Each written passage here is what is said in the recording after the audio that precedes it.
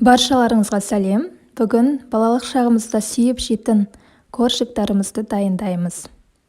Ең алдымен жылы айранымызды табамызға құйып алып, оның үстінен ас содасын қосамыз және де араластырамыз.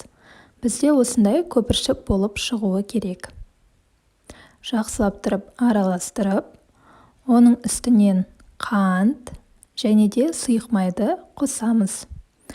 Қант пен сұйық майды қосқаннан кейін оны жақсылап тұрып араластырамыз. Бізде қант толықтай еруі керек.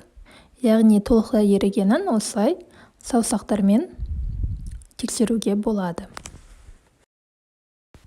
Ал енді ас қопсытқышты және де ұнымызды илеуіштен өткізіп саламыз. Және де ұнның барлығын салмаймыз. 80%-ін айтсақ болады, сондай салып, оны осылай екі қолмен мыжғылау арқылы жақсылап бір қалыпқа келгенше араластырамыз. Біздің қамырымыз сәл жабысқақ болады. Онда қатты көп салмаңыздар, себебі ортасы тығыз болуы мүмкін. Осылай ұнымыз сәл жұмсақтау болады. Оны ұн сепкен жерімізге салып, қайтадан илей бастаймыз.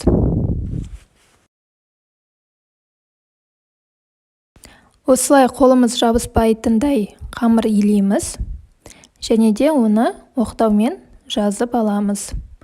Оқтаумен жазғанда да қалыңдығы қатты қалың емес, қатты жұқа емес, 1 сантиметрдей қалыңдықта жайып аламыз.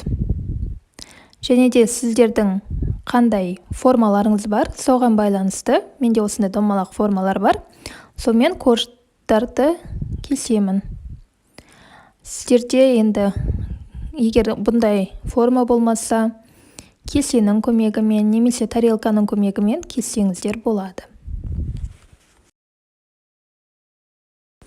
Осылай кесіп шықтық және де бұларды біз духовканың формасына саламыз.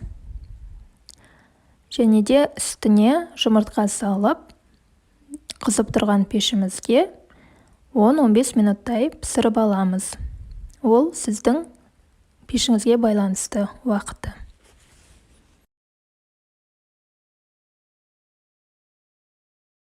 Міне біздің корждарымыз дайын болды. Дәмі дәл балалық шақта жеген корждардан аумайды. Баршаларыңызға рахмет, ас болсын. Менің каналыма тіркеліп, қолдап кетіңіздер.